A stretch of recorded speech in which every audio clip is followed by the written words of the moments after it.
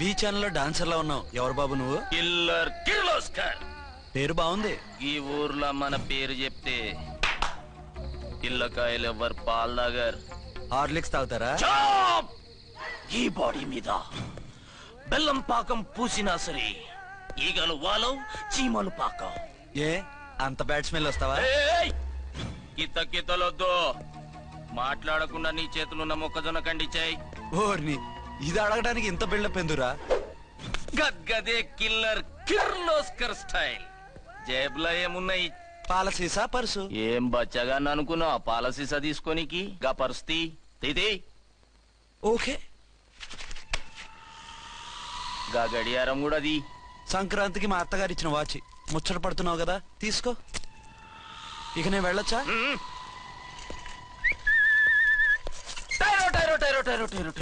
గట్టిగా అరవకు, బావులేస్తాడు. ఈడేమన్నా రాకుమారుడా? కాదు, నా కుమారుడే. ఈ బుడ్డోన్ చేతుకున్న 2 కడియాలు తీసిచ్చాయి. వాడు పడుకున్నాడు, అవి బాగా టైట్ గా ఉన్నాయి. తీస్తే లేస్తాడు, లేస్తే ఏడవని. ఏడిస్తే లోకం మునిగిపోతుందా? ఈబే అంతగా కావాలంటే నీ అడ్రస్ రేపు తెచ్చిస్తాగా. నేనేమన్నా పాత బాకి అడిగినా అనోయ్. చల్, నీ అమ్మ ఏం తినిపిస్తుందిరా ఇంత దొడ్డుగా నీ చేతులు? ఎడవ నా కొడుకుని ఏడిపిస్తావరా? అయిపోయావు. లేదు నన్ను.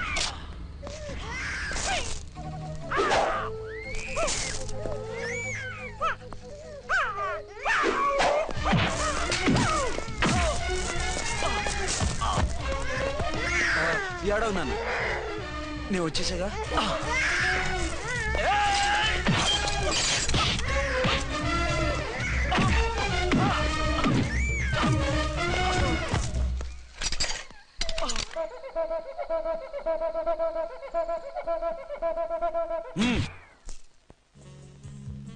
ఏమో అయిందా నీ షాపింగ్? అయిపోయింది. ఆ పక్కన సోపులు ఉంటారండి, తీసుకోండి.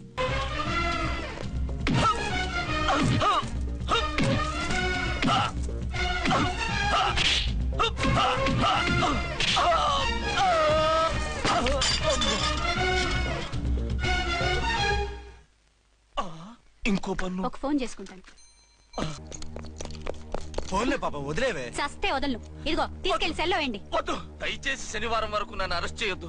కావాలంటే సండే వచ్చి నేనే సరెండర్ అయిపోతా. ఏ ముహూర్తం ఏదైనా ఉందా? అవును, శనివారం మా మామ కూతురుతో నా పెళ్లి. డోంట్ వరీ, స్టేషన్ లో నీ పెళ్లి నేను చేస్తాను. లేలా మేడం, నా మాటను. బొమ్మ కావాలా? ఏంటమ్మా నవ్వు? అరే బాగుందా బొమ్మ? ఒరే బాయ్, వీడు చూడరా ఎలా నవ్వుతున్నాడు. నవ్వితే అలా బయటికి తీసుకెళ్ళి ఆడించొచ్చుగా. నవ్వితే ఆడించడం, ఏడిస్తే ఆడించాలి కానీ. మరి అదే లేటెస్ట్ డెవలప్మెంట్. అర్థమైంది. బాబు పదరా, మనం బయటికి వెళ్ళి ఆడుకుందాం. ఏంటలా చూస్తున్నారు? రోజు రోజుకి నీ అందం ఇంకా అందంగా కనిపిస్తుంటాను. అబ్బా వదలండి. పెళ్ళాలు చెప్పే పరమ రొటీన్ డైలాగ్ ఇదే. స్టేషన్ కి వెళ్ళొద్దా? నీ జీవితమే ఒక పోలీస్ స్టేషన్. అందులో నువ్వు ఒక ఖైదీవి, నీ మొగుడు ఒక inspector. You are under arrest. నీకు అసలు పగలు రాత్రి తేడా తెలియడం లేదు. ఓ సిప్పిచ్చిదానా, నిన్ను కలుసుకున్న తర్వాత నెలలు సంవత్సరాలే మర్చిపోయాను. ఇక పగలు రాత్రి ఏం గుర్తుంటాయి? వద్దండి ప్లీజ్. వద్దనకే ప్లీజ్. టైం అయిపోతుందండి. పర్వాలేదులే, అక్కడ ఇక్కడ నేనే కదా నీ మొగుడిని.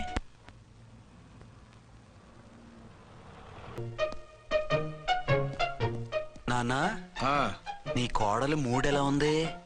చాలా బ్యాడ్ గా ఉంది. ఏమాయ్? ఏమిటాయ్? దాహం వేస్తుంది, కాసిన మంచినీళ్ళు ఇవ్వు. తీసుకుని తాగు. అర్చే, నీ చేత్తో కాస్త టీ ఇవ్వరా. వెళ్ళి పెట్టుకో. ఎందుకులే, ఒకేసారి భోంచేద్దాం. వంటేం చేసావు? వంటేం చేస్తాం, తింటాం. బ్యాలెన్స్ ఉంటే పని మనిషికి ఇచ్చేసాం. ఆహా, పతివ్రత అంటే నువ్వేనే. నాకు ఈ పూట ఆకలిగా ఉండదని ముందుగానే కనిపెట్టేశావు. వైఫా మజాకా? Shut up. నీది మంచి మనసు కాబట్టి ఆ మాటతో ఊరుకున్నావు. అదే ఇంకో పెళ్ళాం అయితేనా?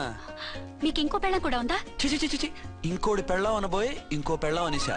ఏంట్రా కోపమా? కాదు, తాపం. అయితే నేను తీర్చేస్తాగా. నన్ను ముట్టుకోకండి. అయ్యో, ఏ పొద్దున ఎస్పీ గారి ముందు అంత బిల్డప్ ఇవ్వాలా? ఏదో ఒకటి సర్ది చెప్పచ్చుగా. అక్కడికి మీరేదో సిన్సియర్ అయినట్టు, నేను చావటం అయినట్టు. అంటే చట్టానికి ధర్మానికి అదేంటి కింద పడుకున్నావు? చట్టానికి ధర్మానికి విలువివ్వాలి కదా. మీరు సిఐ గారు, మేము ఎస్ఐలం. మీరు పైన ఉండాలి, మేము కింద ఉండాలి. చి చి చి చి చి చి. అది బయట చెప్పే డైలాగు. భార్యా బిడ్డల కన్నా బాధ్యత గొప్పది కాదుగా. ఇది ఇంట్లో చెప్పే డైలాగ్. పడగొట్టి పని గడుపుకునే మగమాటలు మాట్లాడకండి. మీ చేత తిట్లు చీవాట్లు తినే కర్మ నాకేం పట్టలేదు. ఎందుకు ఏడుస్తావు? ఇప్పుడు ఏమైందని? నేనెందుకు ఏడుస్తాను? ఆ తిక్కుమాలిన ఉద్యోగానికి రాజీనామా చేసి పారేస్తే ఏడవలసిన వాళ్ళు ఏడుస్తారు. ఆహా, ఆ పని మాత్రం చేయకేన అర్థం. దీనికి మాత్రం లోటు రాకూడదు. పెళ్ళానికి కోపం వచ్చినప్పుడే మొగుడికి మూడొస్తుందో. నాకే రావటం లేదు, వదలండి. నాకు వచ్చింది కదా, ఆటోమేటిక్ గా నీకు వచ్చేస్తుంది.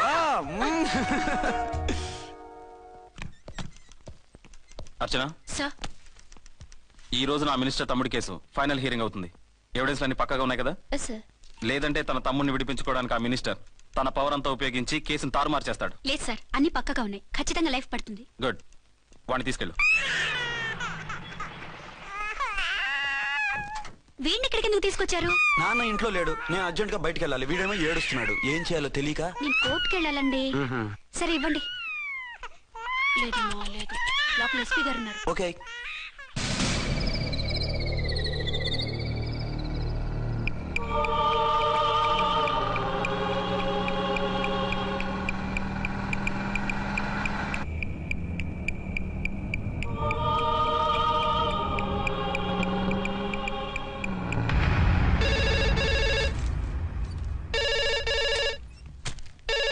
హలో. ఎస్.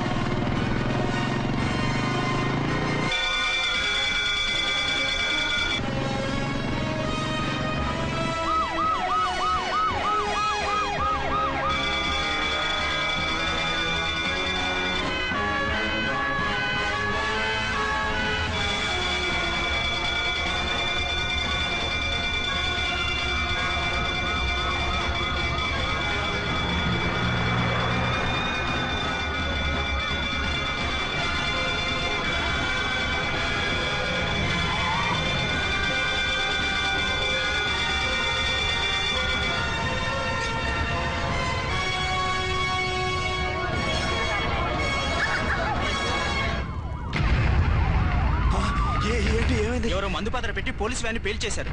అందులో మనుషులు పాపం అంతా కాలిపోయారు, ఎవరూ బతకలేదు. అర్చనా!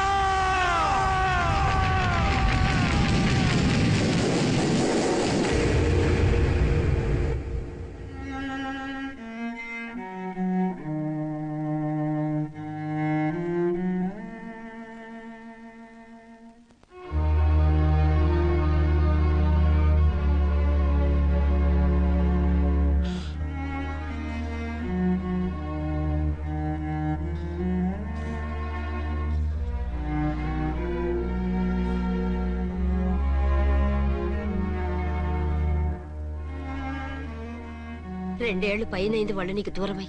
ఇంకెన్నాళ్ళు ఇలా బాధపడతావు బాబు? నేను ఇలా చూస్తూ నేను తట్టుకోలేనురా. నువ్వు మళ్ళీ మామూలు మనిషి కావాలి, నువ్వు మళ్ళీ పెళ్లి చేసుకోవాలి. నాన్న, అవునరా. మరో పెళ్లి చేసుకుని నా అర్చనకు ద్రోహం చేయలేను. నిద్రాహారాలు మానేసి ఇలా కుమిలిపోతూ పిచ్చివాడు అయిపోయి మాకు ద్రోహం చేస్తావా? నిన్ను అర్చన్ని మర్చిపోమని చెప్పటం లేదు బాబు, అర్చనికి దూరమైన బాధను మర్చిపోమంటున్నావు. నా బిడ్డ ఎలాగూ పోయింది, కనీసం నువ్వైనా సుఖపడు. ఈ మాట అత్తగా కాదు బాబు, తల్లిగా చెప్తున్నాను. నేను అర్చన భర్తగానే బతుకుతాను తప్ప మరొకరి భర్తను కాను.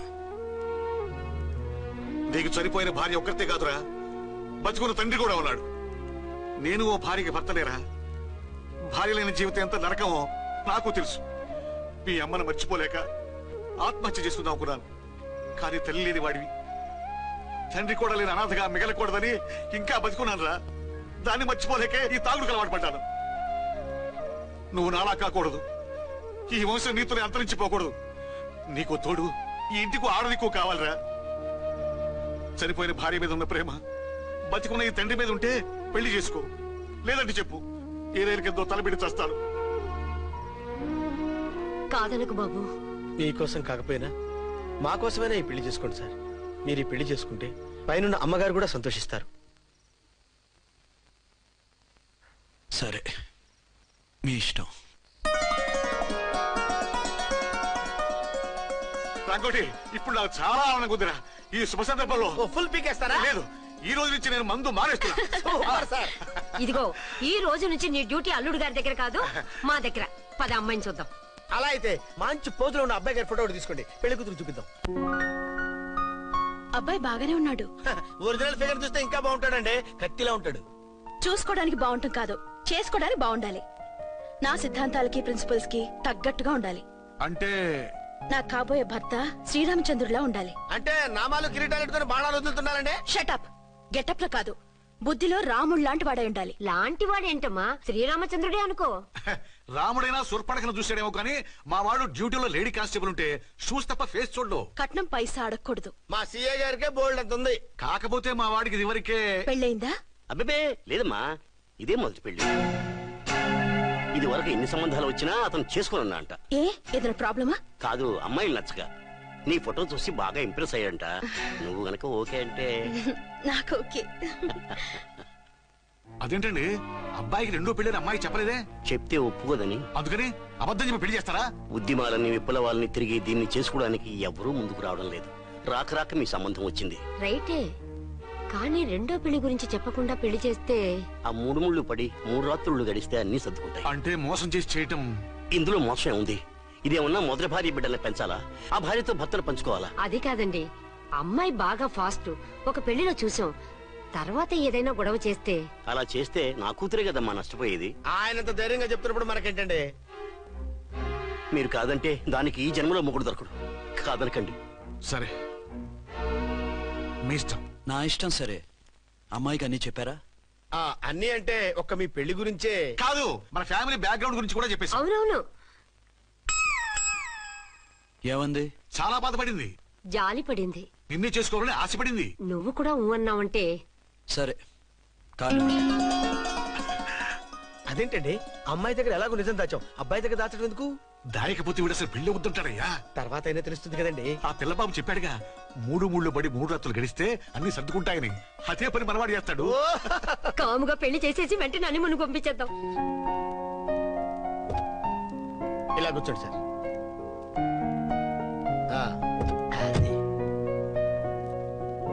Happy honeymoon. Thank you.